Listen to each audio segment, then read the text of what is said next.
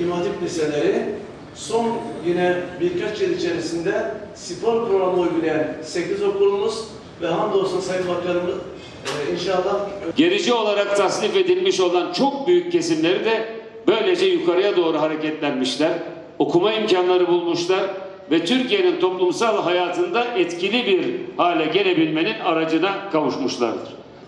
Türkiye'de millet egemenliği ne zaman artmışsa, ne zaman gelişmişse, milletin siyasette söz söyleme gücü artmışsa İmam Hatip okullarının önünün açıldığını görüyoruz.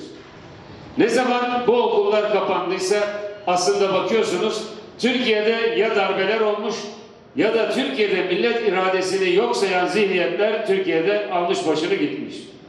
Gerçekten önemli bir proje hayata çıktı. Ben yıllardır İmam Hatipleri araştırma yaptım, dosya yaptım, dergilerde özel sayı yaptım ama bu kadar fedakarlığın, bu kadar adanmışlığın, bu kadar yürekliliğin, bu kadar direnişin, sivil direnişin, Cumhuriyet tarihinin en önemli sivil direnişlerinden birisi İmam Hatipler, güçlü olduğunu bilmiyordum. Kitabın hazırlık sürecinde Anadolu'ya gittiğimizde tahsih ederken, son halini verirken bizden öncekilere minnet duymaktan kendimizi alamadık ve şu soruyu sürekli sorduk kendimize. Dedik ki bugünün kazanımları o adanmışların eseri.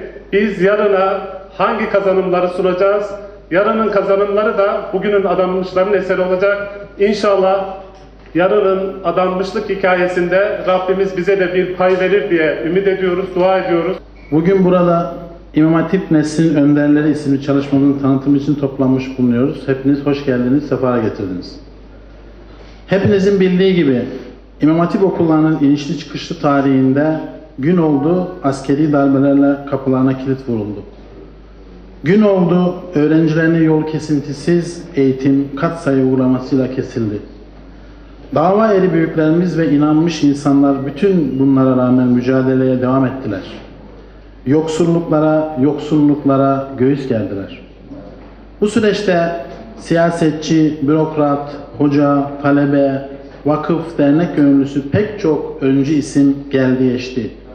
İmam Hatip okullarının banisi merhum Celalettin Ökten hocamız başta olmak üzere bu davaya emek vermiş önderlerden kimi geldi birikimini, ilmini, kimi alın terini, kimileri gönlünü bu davaya adayarak İmam Hatip ruhunu gelecek nesillere miras bıraktı. O isimlerden biri de benim memleketimde Kayseri Develi ilçesinde yaşayan, bu bölgedeki gençleri ve aileleri İmam Hatiplere tanıştıran asker hocaydı. 1967 yılında bizim ilçede İmam Hatip okulunun temelini attırmış, hayatı boyunca da kendisini ilim ve irfan yoluna vakfetmişti. Kendisini rahmetle anıyoruz. İpek Hoca, Asker Hoca, Hacı Veysade Mustafa Efendi, İsmail Niyazi Kurtulmuş, bizim için çok kıymetli, çok değerli isimler. Tabii bunlar ve onlarcası bildiğimiz, sayabildiklerimiz, ismini zikredemediğimiz ise çok fazla Allah dostu, ilim ve irfan yolcusu var gerçekten. Ben de 72 yılında bu topraklarda doğan bir köylü çocuğuyum. İlkokulu köyde okurken yine bizim köyün imamı, Allah ondan razı olsun, köydeki ilkokuldaki çocukları toplayarak 20-25 çocuğu götürüp İmam Hatip'e kaydettirdi, velimiz oldu, pansiyona yerleştirdi. Biz ve o sayede okul İmam Hatip'li olmuş olduk elhamdülillah. Ve o çocuklardan ben İstanbul Üniversitesi'nde okudum elhamdülillah. Birçoğu mühendis oldu, doktor oldu ve hakikaten ciddi eğitimler alarak hayatın içerisine katıldılar. Biz işte asker ocağı ve isimleri bilinmeyen bu gönüllü eğitim neferlerine bir vefa borcu olarak bu çalışmayı yaptık.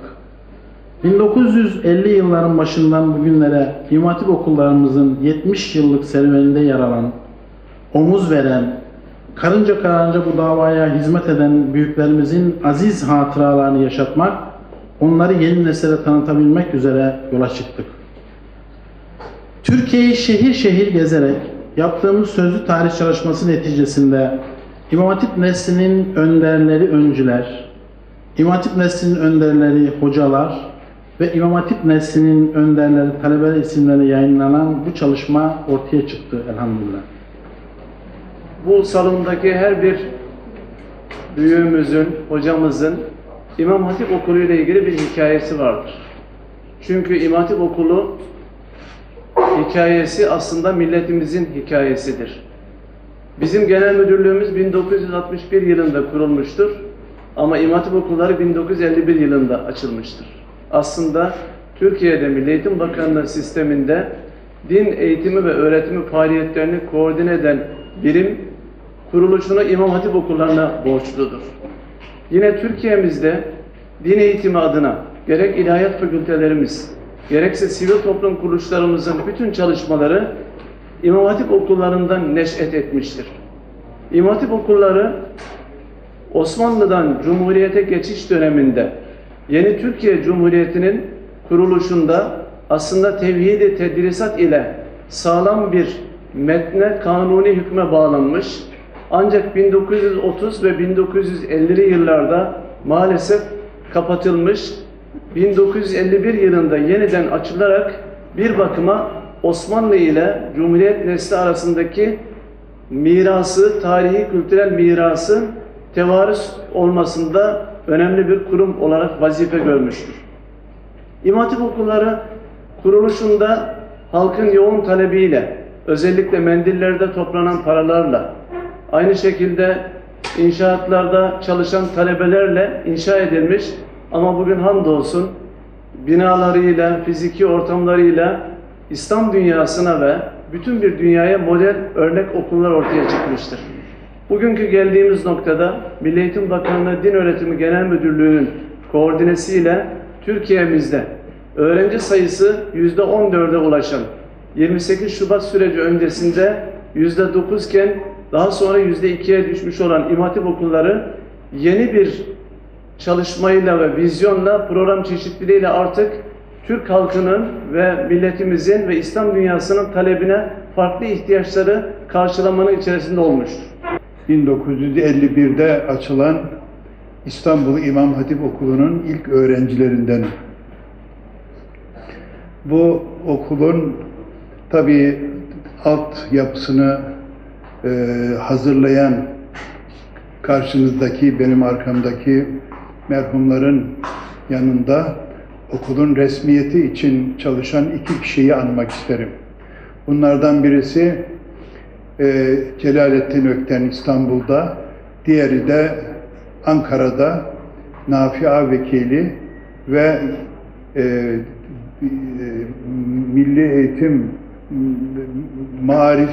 Maarif Bakanlığı'na vekalet eden büyüğümüz Tevfik İleri'yi burada anmak isterim. Onlar bu işin yükünü iyice sırtlandılar, çok mücadele ettiler. Programların yapılışında Talim Terbiye Kurulu ile mücadeleleri, İmam Hatip Okulu'nun 8 sene, 7 sene olmasındaki Celalettin Ökten hocamızın mücadelesine ben bizzat şahit oldum. Vefa'daki ilk İmam Hatip Okulu'ndan Milli Eğitim Müdürlüğü'ne onu kaç defa getirdiğimi, oduna girerek getirdiğimi hatırlıyorum. Tevfik İleri merhum ile de vicahen görüştük, elini öptük, yanında bulunduk. Takdirlerini, tebriklerini aldık. Bizler ilk mezunlar veya ilk talebeler diyelim, hoca olarak İmam Hatip Okulu'na girdik. Bendeniz 19 yaşındaydım, bayağı hocaydım.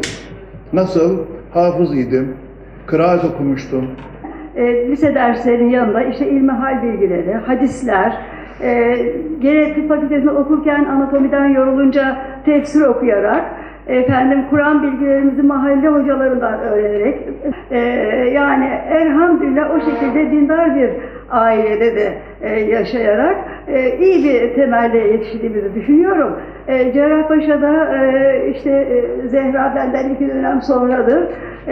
Çok sıkıntılarla okuduk ama başımızı açmadan bitirdik çok şükür. 15-16 tane genci gecenin birinde topladı. Bir minibüsümüz var. Orada Rumeli Vakfımız diye bir de vakfımız var. Sabah namazı Ayasofya'da kılındı. Oradan Eyüp Sultan'a ziyarete gidildi. Haliç kenarında piknik yapıldı. Arkadan Çamlıca Camii, Taksim Camii. Bu gezilerle gençleri eğittiği düşüncesinde birlikte cemaatle namaz kılma şeklinde falan. Yani 20 yıl dolu dolu muayenehane hekimliği yaptım. Ama hep diyordum ya Rabbi mahcup etme, bu insanlar güvenip geliyorlar, şifayı veren sensin. Ama hastalarıma da ben muayenehanemde bir misafir gibi ağırlayıp İslami telkinde bulunmaya çalışıyordum. İşte çocuğun adını ne koyacaksın, bak çocuğun şöyle şöyle hakları var falan diye. Böyle hanımlara sohbetlere başladık 81'de hemen. Ve 81 düşünün ne ortamda. O kadar kalabalık insanlar oldu ki evlere sığmıyor. Hafız arkadaşı kapının arkasına oturtuyorum ben. Bak diyorum kapıda asker polis görürsen hemen mevlide başla. Çünkü yasak diğer şeyler. Kendi bildiğimizi Kur'an'dan bir diyorum gül buketi ben size sunuyorum. Birkaç ayet, bir hadis, bir dua. Çok revaç gördü. Sonra işte Kültür Sanat Vakfı kurduk. Takva Hanımlar Derneği diye bir derneğimiz var 95'ten beri. Öncelikle Önder'in yapmış olduğu bu kitap hazırlığının başından itibaren haberdar olan birisiyim. Ben de orada katkı vermeye gayret ettim. Sonuçta geçen gün bana kitap son hali gönderildi. Ortaya mükemmel bir kitap çıkmış. Ümit ediyorum ki ikinci, üçüncü fasılları da devam eder ve böylece bu silsilede hem öncü olarak, hem talebe olarak, hem hoca olarak hizmet etmiş olanlarla ilgili hatıralar toplanır. Çünkü bu sadece kişilerin kendi bireysel serüvenleri ya da büyüklerinin serüvenlerinin anlatıldığı bir kitap değil, toplandığı bir kitap değil. Bir dönemin izlerinin toparlandığı, bir dönemdeki gelişmelere ve Türkiye'nin geneline ışık tutan bir çalışmadır. Bu anlamda biliyorsunuz son zamanlarda sözlü tarih çalışmaları akademik alanda da önemli bir yer tutuyor. Bu anlamda çok değerli bir sözlü tarih çalışması, Kamber Başkan, Kültür Bakanlığı'nı da onların da işbirliğiyle birlikte bunu inşallah hem bir tarih çalışması hem de belki onun sonucunda bir belgesel olarak da ortaya çıkar. İmam Hatiplerin serüveni üzerinden bir dönemin hikayesi, bir dönemin insanların hikayesi anlatılmış olur. İmam Hatip meselesini bu salonda bulunan herkes yakinen biliyor. Ben birkaç tane konunun altını çizmek isterim. Ben de rahmetli babam dolayısıyla İmam Hatip'in gelişmesinde emeği olan o büyük insanları, isimleri sürekli tekrarlanan büyük insanların önemli bir kısmını çocuk yaşlarımda tanıma fırsatı buldum. Ben de o okullarda okuyan birisi olarak çok değerli hocalarımızı birinci elden tanımak, görmek imkanım oldu. Mahmut Bayram Hoca gibi, Müzekka Gürbüz Hoca gibi çok değerli hocalarımızı hayırla yad ediyorum. Ayrıca Celal Hoca'yı ben şahsen tanımadım. Mahiriz Hoca'yı tanıdım. Mahiriz Hoca gibi, Celal Hoca gibi, Celalettin Ökten gibi bir döneme damgasını vurmuş çok önemli isimlerin hayat serüvenlerini birebir yakinen babamdan ve arkadaşlarımdan dinleme imkanı buldum. Ayrıca yine az evvel ismi geçti, Tevfik İleri gibi o dönemde siyaseten İmam Hatip meselesine sahip çıkmanın neredeyse imkansız olduğu bir ortamda bütün benliğiyle bu meseleye sahip çıkan Tevfik İleri'nin hatıralarını dinleme imkanına kavuştum. Bir döneme ben de küçük yaşlardan itibaren şahit oldum. Burada ben birkaç hususun altını çizmek isterim.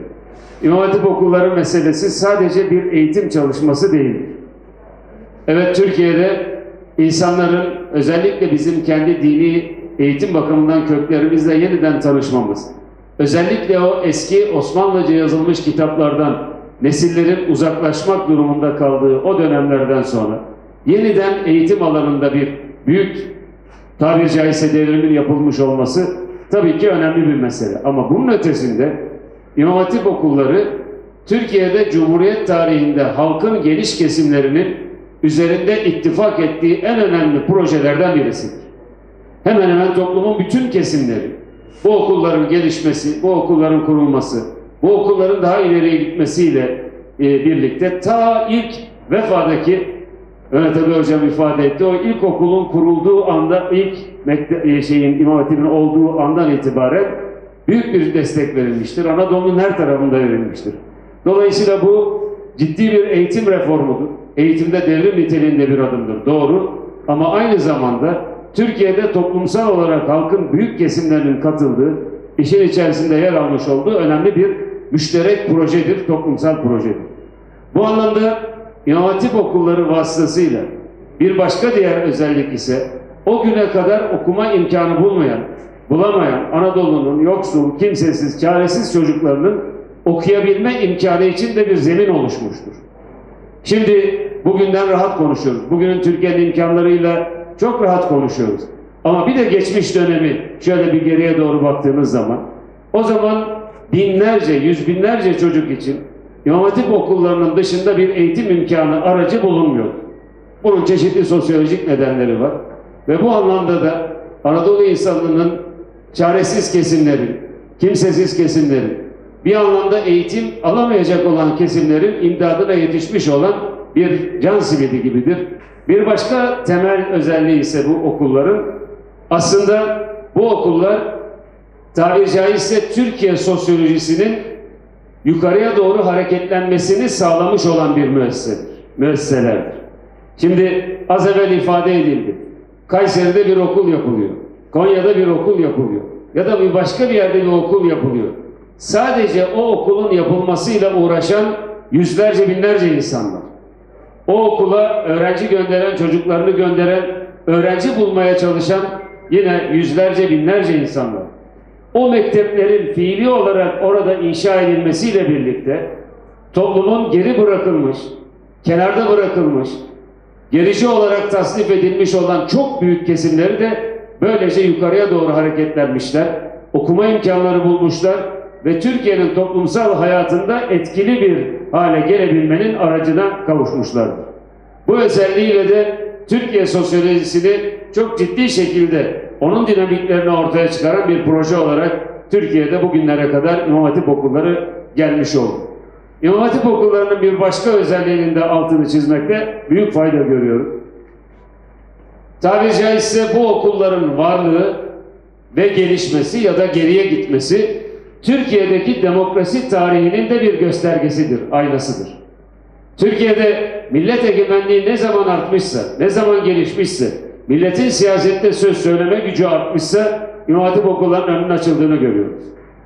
Ne zaman bu okullar kapandıysa aslında bakıyorsunuz Türkiye'de ya darbeler olmuş ya da Türkiye'de millet iradesini yok sayan zihniyetler Türkiye'de almış başını gitmiş.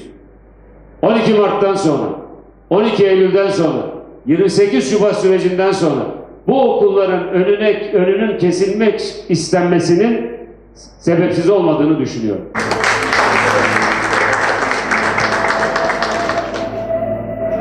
Çok teşekkür ediyoruz efendim. Çok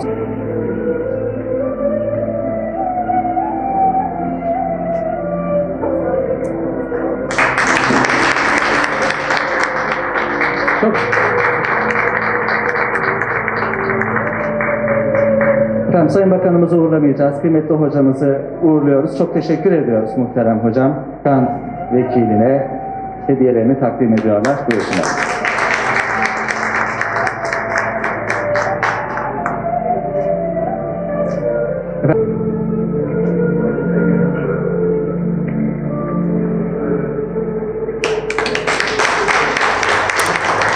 Efendim son bir hatıra fotoğrafı alacağız.